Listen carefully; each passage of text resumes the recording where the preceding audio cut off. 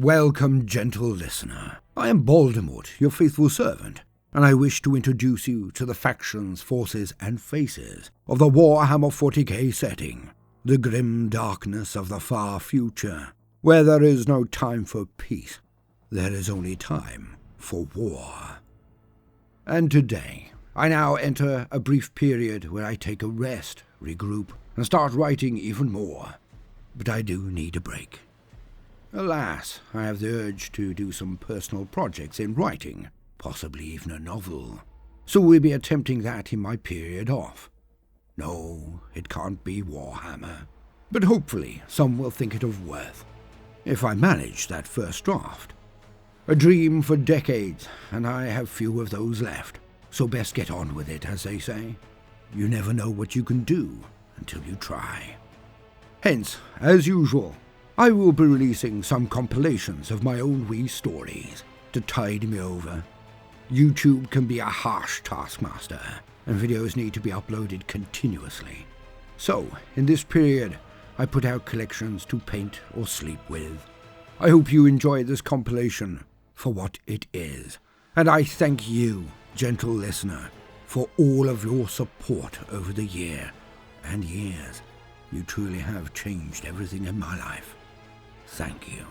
I can only hope that I have made some kind of beneficial impact in yours. Now, to the stories.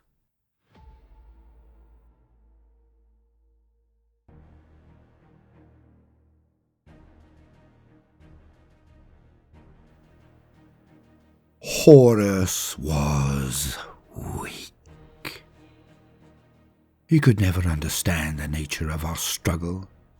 He just raged at the betrayal of his daddy, fought him as he was taught by him, with fleets, forces, and formations. Pathetic. Now, in this place, I witnessed the true might of the dark gods. Well, one of them, which is more than enough to make a true believer from the most ardent lapdog of the corpse god. Here is power. Here is purity. Here is truth. I stand a pace behind and to the left of my master, the Unreasonable One, 3 Sips Ullik, beloved of the grandfather. Perhaps not as much as his true son, Typhus, but one cannot always compare. Today, in this place, in such company, he betrays his title. His belligerence is contained, for he is anything but unreasonable now. In his mind, Ullik is amongst his own. He stands amidst what he considers his peers. It took time to prepare this event. I had to work with his worm, his personal court wizard. Yet at least that snake charmer, Zemet was not required. I made sure of that. I need to avoid the direct gaze of that one. But it does not do well to think of such matters in such company. I crush all tangents of cognition and recollection. I exist blank in the moment. I breathe deep of the feculence. I feel the decaying mulch that covers my legs from the knee down. Even through my warplate, it is exhilarating. The flies now dance in swirls, 7 distinct swarms and patterns, all intertwined yet separate. I look to the 7 heads of the Marines I had beheaded, the holy number of the grandfather, Nurgle, Lord of Decay. Only the best for this particular rite. Ultramarines, of course. The grandfather and all of his minions have a special little something concerning the sons of the avenging sun, nor can I blame them. The mere presence of the blue boys of McCrag made me want to add to the rivers of vomit weaving past my boots. Yet I took my time. Over 7 days, 7 hours, and 7 seconds, I purified, then sacrificed them. Each head prepared not in the ways to interact with the Lord of Skulls. No. In that case, I would strip the skin and buff the skulls to a pristine shine. This time, I buried each in the deepest, darkest, most rancid holes for the allotted period. Now dug up, worms extrude from their eye sockets, maggots infest their navel cavities, consuming the brains of the once bright and shining knights of the corpse god. Each placed on a stake, 7 feet, 7 inches in height, pushed down 7 inches to steady them all, and each placed 7 paces apart, equidistant and perfectly arranged.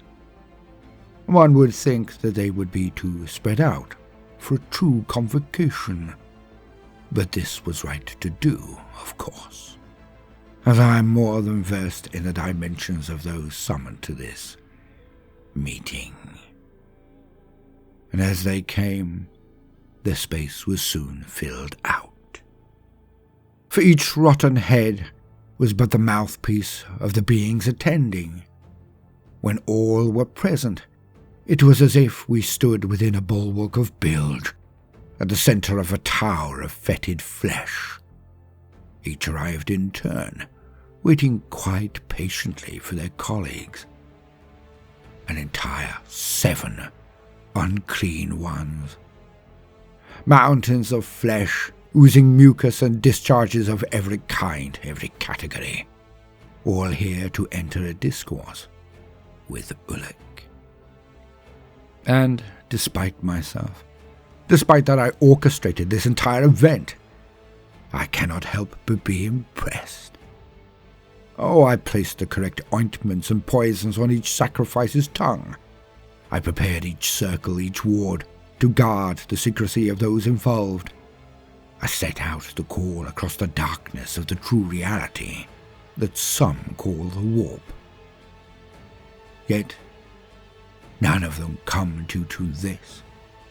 My incantations were not a summoning of force.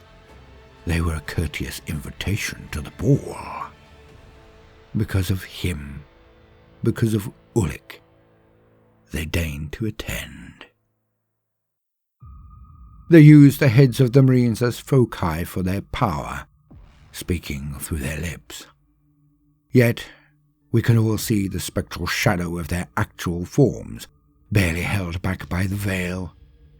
The pressure of their power is quite intoxicating. So much potence collected in the one place. I must discipline myself to not laugh as they do, to not dance in joy at their mighty congregation. I am, ostensibly, the servant of the Unreasonable One. So, I stand motionless at his side as he speaks with them. The bed of worms and maggots that crawl across the ground make it seem alive as I now feel. And I witness the difference between the mighty. For if such a congregation of beings was attempted for any other god, then it would not be nearly so cordial. The bloodthirsters of Khorne would tear each other apart until one was seen as strongest. The lords of lies, the greater beings of Tzeentch, would bicker and dicker and attempt to outplay each other in schemes so complex that it would take a million lifetimes to encompass them all, let alone unravel them. The keepers of secrets, the lusty and lethal childer of Slaanesh, would claw and lash at each other, each projecting and protecting their egos above all else. Yet here, now, I witness a gathering I can only describe as a fraternity. There is no jockeying, little competition, and an overwhelming sense of glee. When one of the 7 declares their deeds, The others are not bellicose or snippy. They all chuckle and chortle along with true appreciation of the deprecations of their fellows. Ah, the grandfather Nurgle has not an army, not a force, not a rabble. He has a family. And his great unclean ones act as one. They're tips to the others' plans, not as stings or rebukes, but as helpful suggestions. And none take offence, none compete. They merely nod and laugh all the louder at the implications of the institution of such advice. It is a joy to watch, an honour to be so blessed as to witness it. And my master, Ullik, throws in his own activities, and they all laugh as raucously at his actions as ever they did their own. It is then that they take a turn for the furtive, as he, Ullik, mentions a name. One of those who are not present, another unclean one. Blaton Vaski, the bulbous. Each in turn spits their most virulent ooze out of the mouths they possess, and over the next hour I hear the chagrin in which he is held. Young yet talented, he has ruffled never a feather amongst his fellow great ones.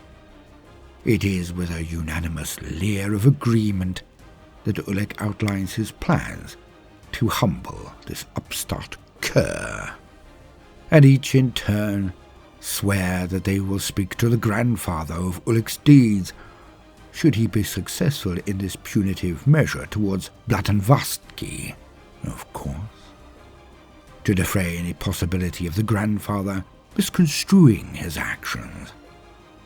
Few mortals are as loved by Nurgle as Ullik, yet it is always best to have allies at court when one moves against a servant of a king.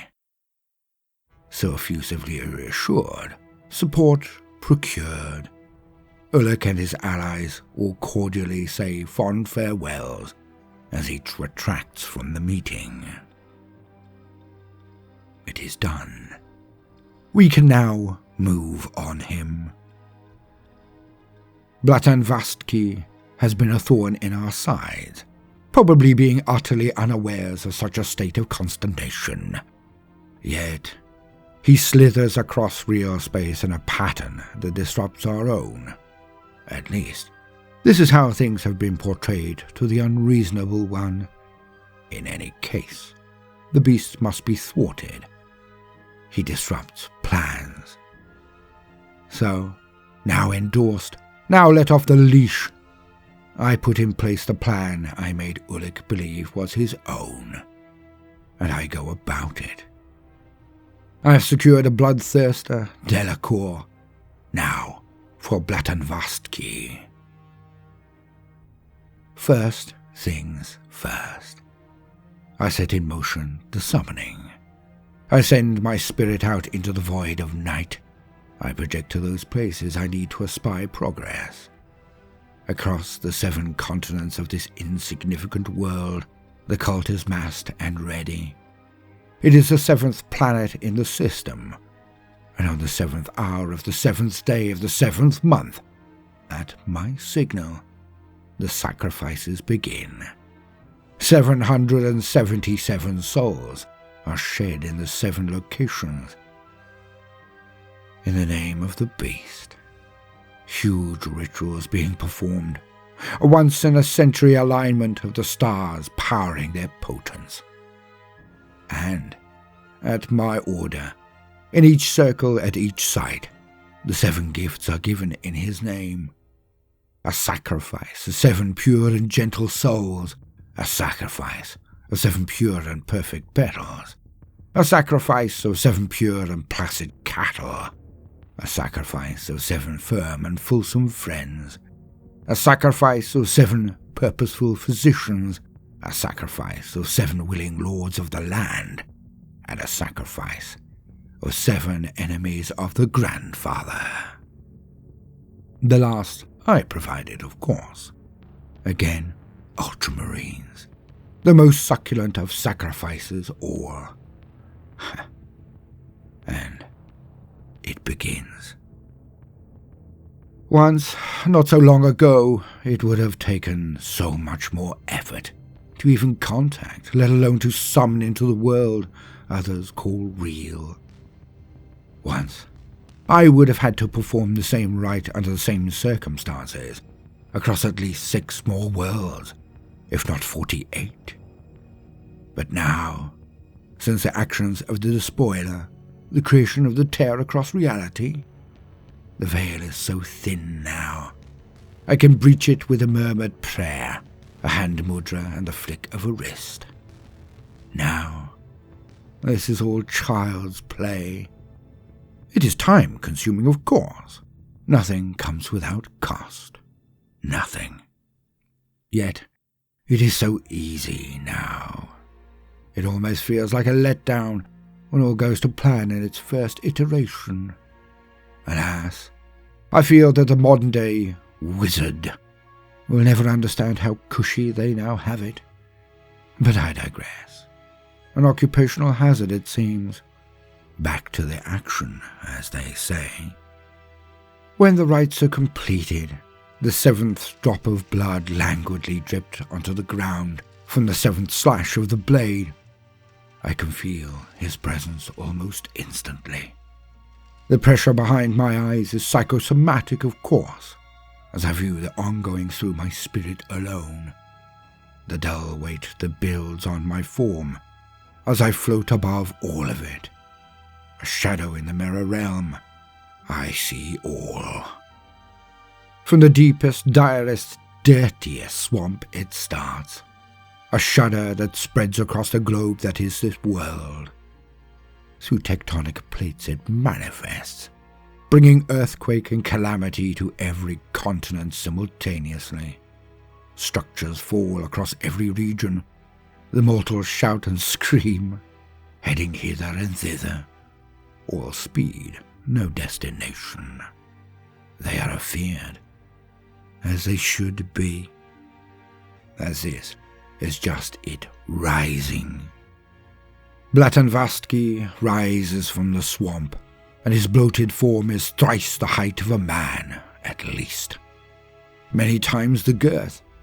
Its rolling flab spills over its legs, skin dropping from it in flakes and slithering sheets. Every inch of its colossal form is covered in pustules and buboes, every crevasse of its form discharging foul and fetid oozes. Slime, pus, mucus, all run in rivers wherever it waddles. Its form writhes as the nurglings bounce around within it, looking for an aperture from which they can bound into action. Yet, there are entire legions of nurglings dancing and screaming in hilarity at its feet, summoned as it was too. Like a lake of moving limbs and gnashing, laughing jaws, they follow in its wake for miles around. Fully risen, Blaton Vaski now dramatically opens his cavernous maw, and from it bursts a swarm of flies that head out in every direction. Then he fills his lungs and exhales again, and green gases come from him in almost inexhaustible roiling clouds that precede him. The swamps around him now decay with the touch of even the slightest whiff of the vapors. Like watching a time-lapsed vid of corruption, it takes only seconds for the entire landscape to melt. Trees slew off their bark, annihil and twist under a million decays and termites. Long grasses bend and then add their liquids to the effluent accumulating in the now dire waters. I watch on as Blaton Vaski moves out of his summoning position and heads out to conquer the world. As he processes towards its largest hubs of population, the bell begins to toll. With each stride, the great unclean one raucously rings the doomsday bell in his left hand. Its toll ripples across reality, heading from one side of the world and across it and back to him. Each time it rings, the people below become more frantic. Each time it rings, the degeneration of the world leaps forward. Each time it rings, the walls of every holdfast, each bastille, crack and crumble further. The cultists are dying as fast as any non-believers. Yet they wake again. Darkened, hollowed eyes, opened, gnashing jaws. They murmur and moan as they shamble to their feet and walk in his wake. 6/7 of the cultists join the ranks of his zombies, much as 6/7 of this world's sentient beings will be expunged. Those who are not slain, those who are deemed worthy, they are now true worshippers of Nurgle. They are the elect.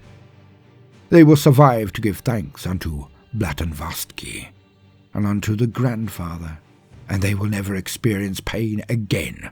They will always be the favoured of the Grandfather. His bounty is unmatched, even amongst the dark gods. Blaton Vaski rouses himself and moves towards the only true centre of resistance. Walls near gone, uniformed men and women standing in ranks where they can. Every third one of them soils themselves through fear and infection, even as they await the coming of the great unclean one, their lines thin. And they give a good account of themselves. They are only PDF, after all. Their ranks of lasguns fire with discipline, I suppose. They will never be the equal of the solar auxiliary that I remember, all those years ago during the Crusade, but they do try. Yet it is like ants throwing sawdust at a land raider. Their weapons fire at Blaton Vaski, burning off segments of his form where they combine their strikes. Heavy ordnance also reports, and some even hits the target. Blaton Vaski inexorably moves forward. Even though huge amounts of flesh are torn from his body with each explosion, it matters not. He is inexorable. He is invulnerable. The ringing of his bell brings more of them to their knees in despair as he closes with them. And then his avalanche of Nurglings heads out from beneath his blubber. Tiny and tenacious, they giggle and guffaw as they overrun the lines of soldiers. And when Blaton Vaski hits their ranks, it is carnage of a kind even a Khornate would respect. He raises his flails high above his head and brings them down. Each of the 7 spokes of his flail smashing bodies and bones to bloody pulp. His bile sword carves through carapace armor as if it were paper, each slice sending pieces of people flying. Alas for the defenders! And he's struck by the pieces, then burst into pustules and practically explode under the weight of their own infections. The vapours that billow from Blaton Vaski spread across the battlefield and creep into the hive behind. And all within start to die retching, gagging, defecating, whimpering and snotty. All the while, Blaton Vaski's joyous giggles roll over the defenders, deafening some, making others spontaneously hack and gag. The walls now gone, landslides of rock crumbling down into the highs, whose main supports are also twisting and decaying every bit as fast as the swamps he first infested. The wailing of fear and calls for mercy from within are sweet bliss to my ears. None can stop Blaton Vaski, or even his Nurglings now. The elect among the cults head inside the hive, with a joyous song on their lips. The slaughter will be absolute. Yet, now is the time, On the very brink of his victory, he shudders as he crosses the threshold to this place. He stops moving forward. He ceases his giggling. And there it is, the many wards and circles I had placed there a decade ago, all with his name entwined across them, all with the power of the other 7 unclean ones enhancing them. Blaton Vaski's eyes widen as he struggles, flailing as he does. He cannot escape.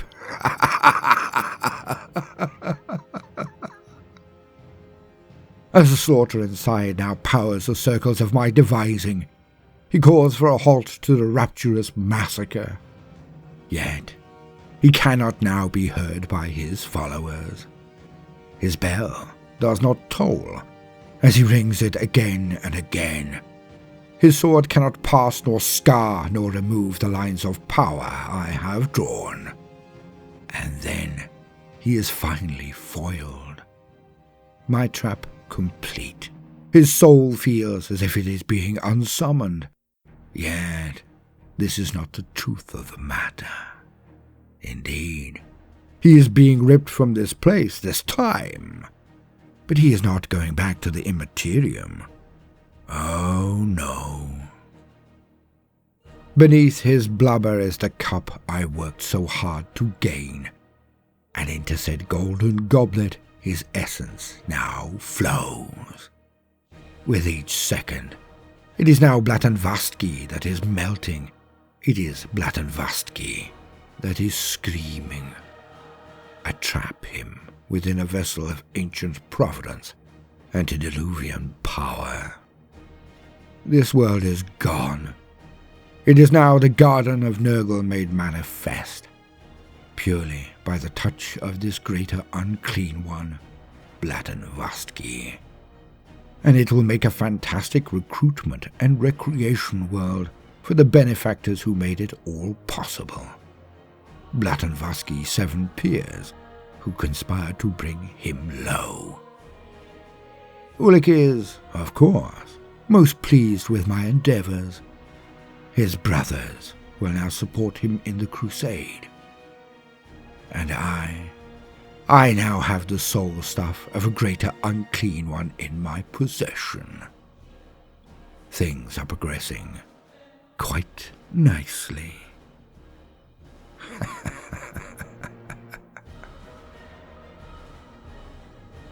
To be continued.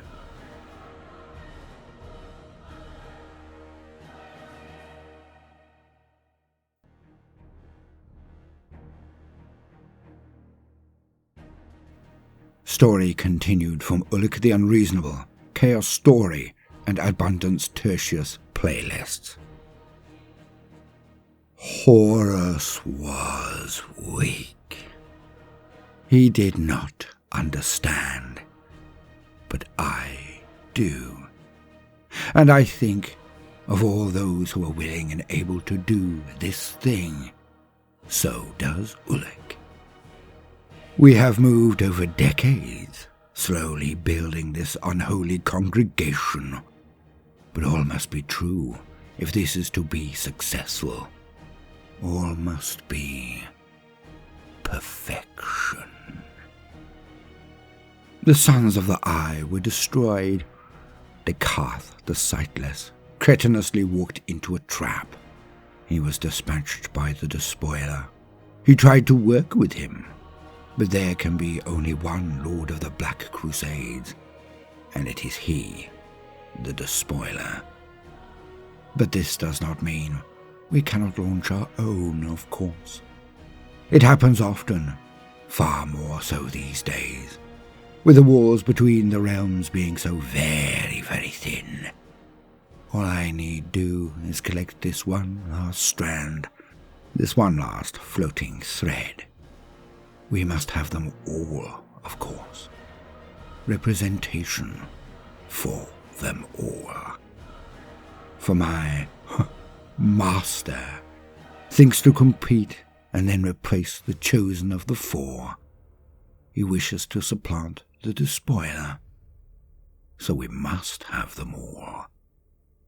He, 3 sips Ullik, the Lord of Dread Whispers, Master of the 7 Excoriations, the Praetor of Pain, Ullik the Unreasonable.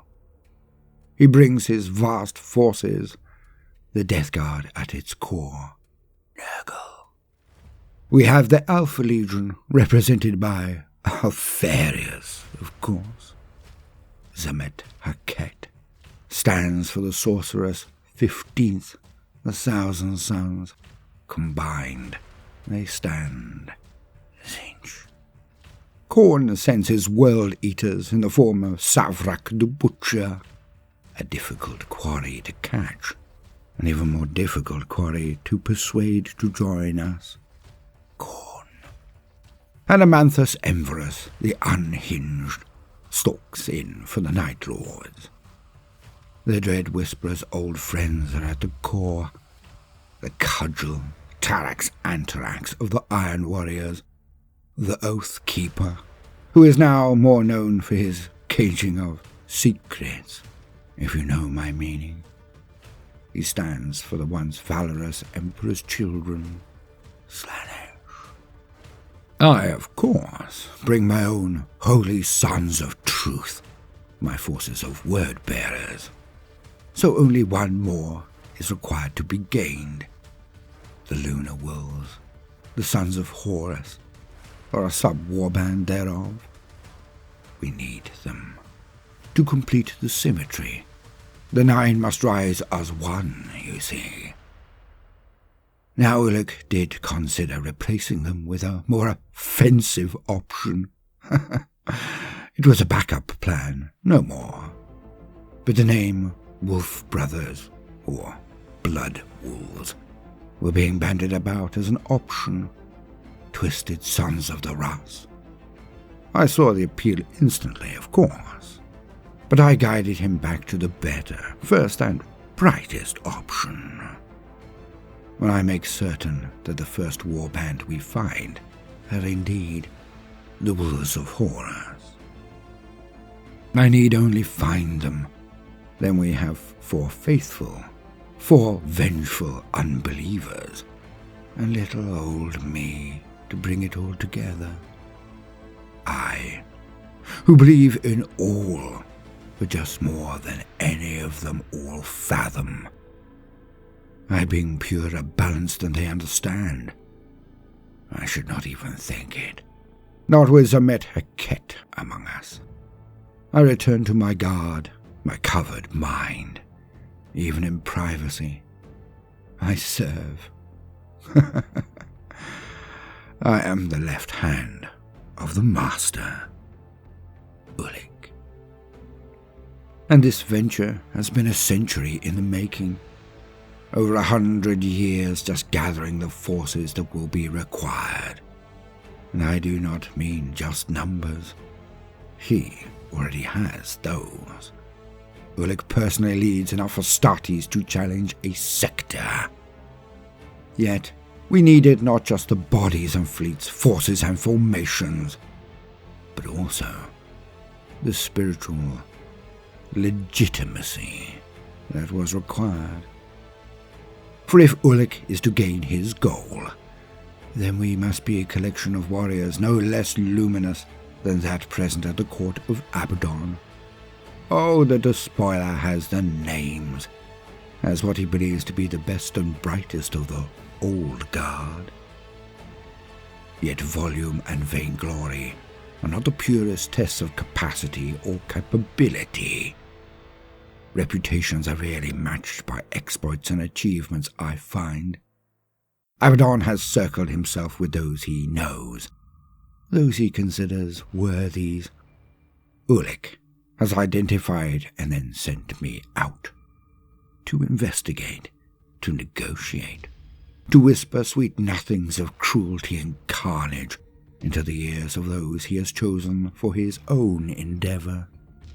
Hardly the most lauded, not a constellation of bright and rising stars is this, yet it is no collection of ragamuffins and placeholders either. No. I will not permit anything but the best to be a part of this holy moment. this diabolic campaign. Each has been scrutinized, their mettle tested, their deeds weighed, and their character probed. I have met with one and all, each one now prepared to join with us in common cause. Each candidate had to be located, and for their motivation to be read in full. For if even two elements of this congregation have the same goal, then the division of the spoils would become tedious and fractious. One can most definitely be assured. We are many elements in the one place, fighting for the same conclusion. But we must have differing goals, rewards, and, well, priorities for booty. In my time, I have witnessed a half-dozen attempted crusades fall apart, mostly due to the egotism of those involved, of course. But the only real other concern had always been the actual point of cooperation. For warriors to wage a consolidated war, they need few things, but they must have them. A leader worth following, a goal worth achieving, and a reward worthy of the risk. And I have not been lacking in my own advice and activity on the behalf of this gathering. Yes, we have legionaries of the old days. We have much strength in those marines who have fallen since. A gaggle of war bands from chapters who have seen the light, as I like to put it. But a collection of marines is not enough, no matter how potent they may be. I have acquired the promises of a legion of god engines, the titans of the old days. I have entreated the services of multiple houses of knights, the bravest of the non-enhanced brave. We have contracted the support of a true magus of the Dark Mechanicum, who brings not demonic engines, but wonders that were forbidden to be even investigated. Terrors that would even any odds against us. Entire formations of technological terrors are to march with us to victory. We have summoned and constrained many a demon of the dark gods. Their phalanxes of Neverborn lurk behind the veil, ready for when I, or others, will tear it asunder and unleash their hordes on the docile worshippers of a dying god. We do, of course, have our fair share of wizards amongst the Astartes, myself and Zamet Haket being most prominent, one might suppose. Yet, we have also bullied, brutalized, and barracked enough cults and their little witches to fill entire continents with their screaming, slathering mobs. And their mystic might will surely help, even if it is merely to confuse. The list goes on, of course. I have waited millennia for this opportunity. Ullik has plotted and schemed for no less time. So much effort and control. So much patience and pandering. So much meeting and greeting, threatening and bribing. All to gain this one most unlikely of results. Cohesion. A single purpose. A single voice. A single army. And now that we are on the very verge, we are oh so nearly ready. We need only meet to permit the other attendants to take stock of who is involved, to preen and prance, of course, and then, when ruffled feathers are flattened again, to be honed into the one blade, the one edge. So, I did indeed find one of the last free-ranging warbands of the lineage of Lupukal. I can just imagine the look on Abaddon's face when he does finally hear. When we raise the banners on this, the crusade of spite. I think it has a ring to it. but I'm sure they will all demand a more base lexicon be attributed, a more earthly sobriquet be deployed, something to rally the men with. Yeah. It will need to be simple, but also visceral, to impassion the monsters. And despite all of my scrying and foretelling, after all of these decades and centuries of planning, well, I simply cannot wait to find out what will happen next.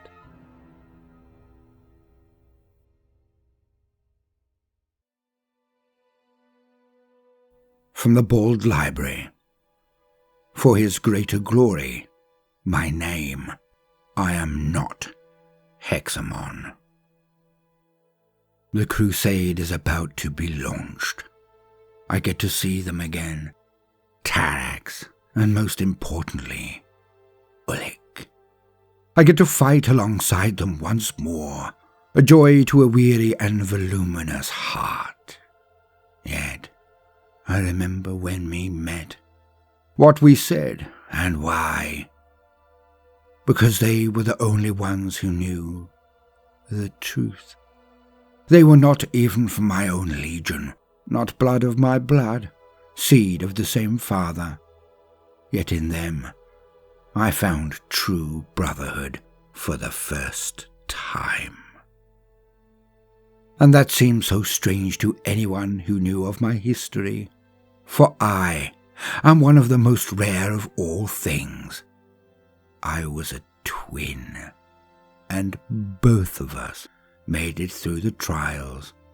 We were both Astartes, Hexamon, and myself, Hexamel. And when I told Ullik and Tarax my goal, they understood. But when did it happen? When did it manifest within me? Well, it was the Laer campaign, of course. That is when it started. A campaign that should have taken 3 legions, entire orders of knights and legios of titans, whole populations of solar auxilia and militia. Yet, we did it with just us. He did it. But it was not in the accomplishment, but how it was done. None saw what he did to us. None bothered to count the dead, nor how they died. He had won. Fulgrim had done the impossible. That is how they all felt, how they beamed at him, kissed his boots, practically worshipped him. It felt that I alone could see him for what he was. I felt that I was going mad. None saw but me. But then, none who could share in my feeling were left alive. The moment. That single moment. I remember it like it is happening all around me, indelibly burned onto my eyes, my ears, my mind.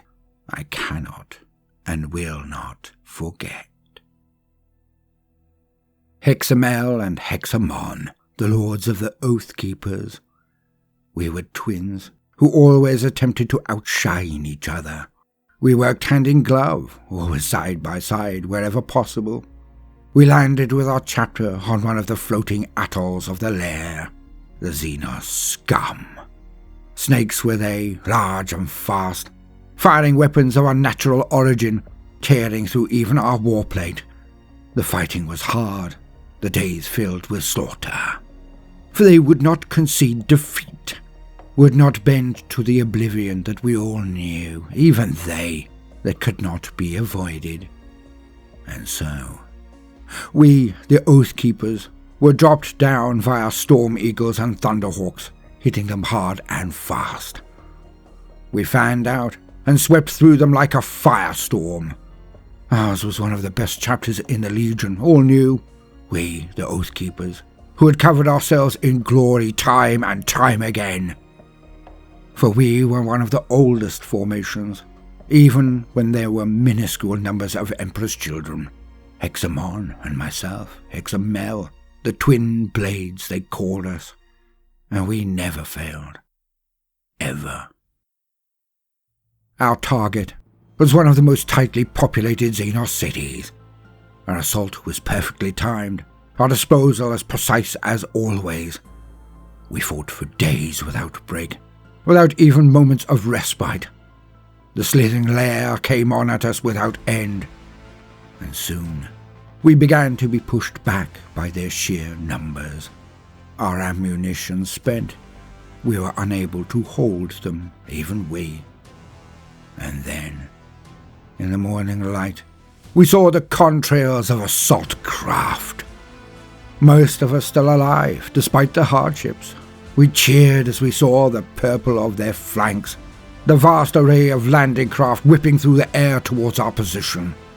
Finally, the promised and planned for reinforcements had arrived. We stood on landmarks and swiftly constructed barricades and cheered until we were hoarse. Our throats hurt. Then the sound ceased, for the landers flew over the top of our heads. Then further. I looked. I somehow knew. My twin did not. He looked at my face. How it dropped, and he was confused, until he too finally understood. As the landers continued and we saw them fly into the distance, the reality struck home. The reinforcements had been reassigned. Whomever was in command had declared our segment neutralized, had deemed the enemy were defeated, and they repositioned those forces to another atoll, another battle. As the contrails disappeared into the distance, I knew. This was because of him. This was because of our own Primarch. He had sworn that he would take this world in record time. He had sworn he could not be defeated. He had sworn that this would be a campaign so swift and deadly that all of his brothers, the godlike Primarchs, all would know his caliber, all would shudder at his mighty deeds. And they left us here to die. And of course, we did. The next 2 days were hard. The Laer knew that they were dead. Even if they killed us all here, they knew. And so they charged us again and again. When we even ran out of small arms munitions, when we used up even our bolt pistol rounds, when every charge on every pack was spent, when every missile was fired, they came on at us all the more. And our circle of resistance slowly constricted, as we fought them with Charnabal blade and chainsword, as we slew them in their heaps, without respite, without support, without even ammunition. They tore us down one by one. And in the end, there was just me and Hexamon left. But the Xenos were not inexhaustible themselves. With blades alone we had slain more than half of the monsters, and that was nearly enough when added to the massacre we had performed when suitably equipped. The sun set on one last night, and they stormed our position. And when morning came, there were only 2 beings left breathing, living, on the entire platform. Sat in the grime, covered in blood and viscera, the morning light struck the 2 of us. We were all that was left, surrounded by hundreds of the snake-like beings. All was quiet. All was as still as the grave. And he started laughing, and I joined him. His was not the laughter of those who had seen death coming for them and spat in its eye. It was the first sign of a shattered mind. He could not accept that we had been reduced to this. He could not understand how we had been left by our own father to die on the spot. The best line chapter he commanded, sacrificed for a number on a chronometer, left to die to satisfy a boast. By the end of that day, we were finally evacuated, and all oohed and ahed at the achievement of the Primarch. How he had smashed the enemy and claimed this world that could not be claimed. How he was a god of war. And we both laughed in their faces. Yet his was always the longer and the faster to come. The unhinged wheezing of a mind smashed to pieces. He held it in check when he needed to. Hid it from all, but he could not hide it from me. I was his twin. Then I began to hate him. Fulgrim. But I did not know it would get so much worse. Would become my very reason to exist. My reason to survive the battles, to endure the hardships, to reach to the highest rank and skill level possible. Where others played at perfection, believing themselves driven, we too personified it. We were the Oathkeepers. We were all that was left of them. And how quickly our honor had been forgotten. The names of our troops in the rolls, of course, but not lauded as they should have been. Forgotten, because they were not important. They had just been the coins spent to purchase pride for our Lord and Master Fulgrim. But later, it became so much more to me. It became my life's ambition, my entire goal, my reason. A new chapter given. We trained it to within inches of their lives. We spent our new warriors as our father had spent our true brothers of the original Oathkeepers. Yet I did not always hold my tongue. I made snide remarks, took the shine off any of our Lord's achievements. It rolled out of my mouth before I could control it sometimes, and finally it was noted. Of course, the method in which I knew this was interesting enough. Another Xenos sweep, of course, on another Xenos world. Another planet where we hunted through the deep and dark underground caverns, slicing and cutting, shooting and burning anything that lived. Hexamon had always been at my side. We were inseparable. But not for the reason most would believe. And in one segment of tunnel, where we stood and all others had been sent to clear and continue the Xenocide, he turned to me in the dark. I could tell it was the moment. His bolters both in their holsters, but his stance was off. He was preparing for a strike, and he knew that I knew that. We both circled, hands on Charnabar blades, as he spat. You could not hide it. The Primarch himself has given the word. You did not hold your tongue, Hexamel, so it was either you or both of us. So, it's you. Then he lunged at me. In one fluid movement, his sword was drawn and swept towards my neck. We had both known this time would come, and I had watched him so long. He'd always won that tiny bit more often in the pens, because I had let him. I had always let him think himself that tiny bit faster, that tiny bit more skilled, and I let his sword sail past my face as I stepped backward, twisting and bringing my own blade around, and when my twist was concluded, his head struck and rolled across the ground. I did not hesitate.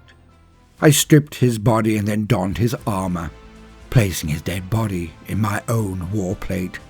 I took his blood and daubed it across the armor I wore, then cleaned the warplate he wore, and I reported the one sentence to Eidolon, the officer in charge. It is done. Hexamel is dead. He laughed. He actually laughed. and from that day forward I was called Hexamon. And when the campaign was complete, I was given an audience. The perfumed and painted image of the Primarch looked ridiculous to me, but my face was blank but for a fixed grin, the one I had seen Hexamon use whenever he thought I was not looking. And the Primarch asked me how I did it. What was the look on Hexamel's face when he knew the end was coming, and at the hand of his own twin? He did not understand. He never did. So fixated with himself even before the painted face, even before the Laer blade and all of the changes in the Legion, he was always too consumed with himself, his image, his honor, his glory. And I lied. I told him how there had been tears of regret and confusion, how they had been whimpering and begging. He ate it up like the finest banquet, drank it down like the finest wine. I had lied to a god and gotten away with it, because no matter his abilities, his prowess, his power, Fulgrim was nothing but an empty bag of wind. He heard what he wanted to hear, saw what he wanted to see, and through it all, he never made eye contact with me once, always looking over my head at his own reflection. It was all for his greater glory. And on that day, I did not pity what he had become, for I knew the canker already existed way before the fall. I knew he was empty. I knew he was wounded. I knew he was actually nothing at all. A puppet with power, nothing more. And on that day, I swore, in the future, I would have my revenge.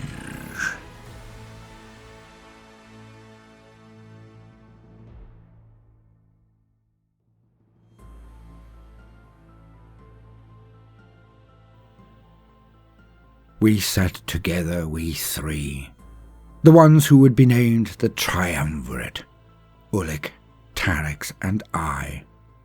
None of us would have believed it if we had been told beforehand, but it was simply right. We bonded as I had never bonded before, and Ullik went first. He told us his deepest, darkest goal. Then Tarax stated his, and I felt that both were worthy, both were powerful, but neither goal or person would get in the way of my own. Ullik always led, even us, for he was the only man I had now met who was worthy of me following. And he said it. So, what is that which makes the Oathkeeper strive? What is your heart's desire, brother? I want my name back, which means I need to kill Fulgrim. They both beam at me. Ullik nodded. Tarax whistled and then said, "Ooh, now that will take some doing. You aim high." "Yes, I do. I will slaughter, steal, and sin my way across the galaxy until I have enough power to perform the deed myself. To slay a god, that is what I want." We looked to one another. We were in accord. Ullik pipes up and puts it into the universe. "Then we do this together. All three of our goals, we achieve them together." And we all nodded. Tarax looked to me and said, "So, revenge for your brother, eh?" I smile and state, "Oh no. For me alone. Hexamon? He was always a bastard. And I hated him. The feeling was mutual. It's why I instantly knew he agreed to kill me. Because he knew I would have said yes to even Fulgrim, and with glee. But the Primarch chose the wrong twin, so that is why I want him dead. Ullik leered at me and spat. Then why did you always fight together so closely? And I told him the truth that I had never said to anyone. It's simple, Ullik. Neither of us could bear missing it.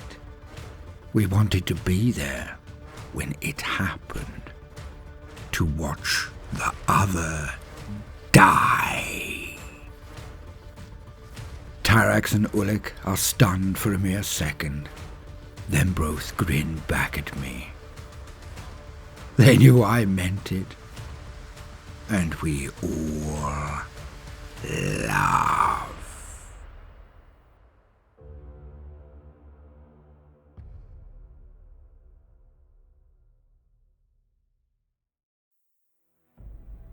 I have been Baldermort, your faithful servant. If you have enjoyed these stories, then do consider liking and subscribing, and tipping with a super thanks if I've earned your bounty this day. There is a link to the patron in the video description also, if you feel that generous. But more importantly, now, no matter what you do today, do try to make some time for fun. Toodaloo.